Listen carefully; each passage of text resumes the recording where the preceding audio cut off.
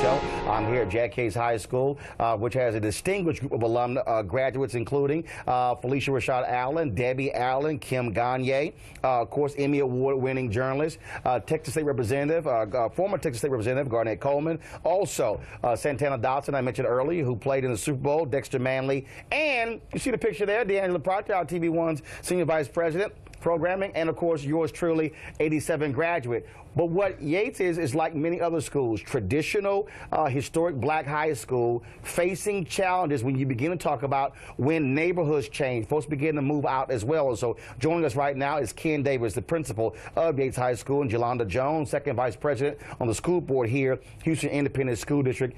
Ken, I want to start with you first because this really is happening all across the country where we have historic black high schools that are being impacted by changes in neighborhoods, and we're losing many of our historic black high schools as a result. Right.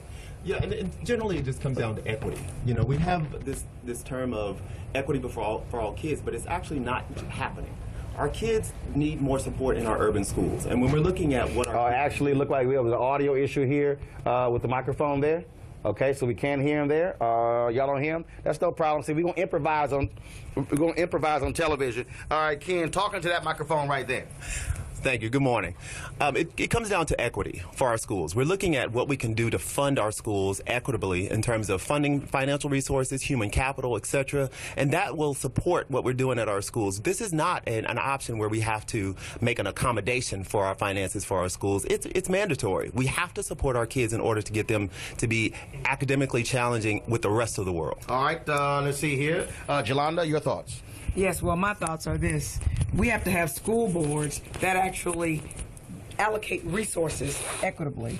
For example, here in Houston, we have a school board that until recently was giving more money to the very few schools that had the affluent children in HISD.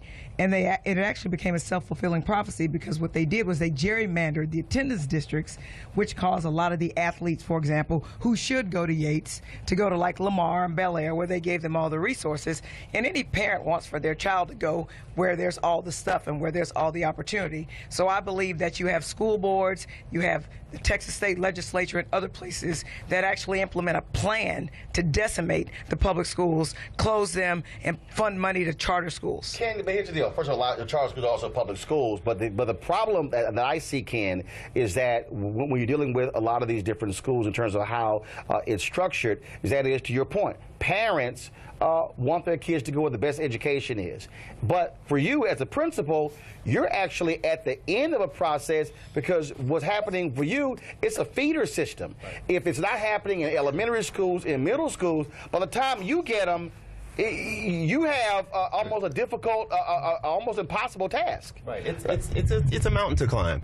And when we're looking at our feeder patterns, there's not a clear feeder pattern to most of our high schools. Specifically Jack Yates, there isn't a clear feeder pattern for our schools. Even though, and as Trustee said, that there had been some gerrymandering of boundaries, a lot of our kids, and over 600 of our kids, is actually zoned to other schools. And so that creates a problem for us to maintain the equity we're looking at to fund our programs. Well, I think one of the things, again, as I've traveled around this country, Jolanda, and that is when we've gone talking about school choice in other different places, and we've shown communities a lot of places where they have feeder patterns, where you'll see F's for the elementary schools, F's for the middle schools, F's for the high schools. So you have literally black kids who are starting in kindergarten and attending failing schools, and for their entire career attending failing schools. That's a problem. It's absolutely a problem, but I believe it's by design, which is why we need people on school boards who are going to pay attention to that. For example, in HISD, we have some schools that are getting $1,200 per child.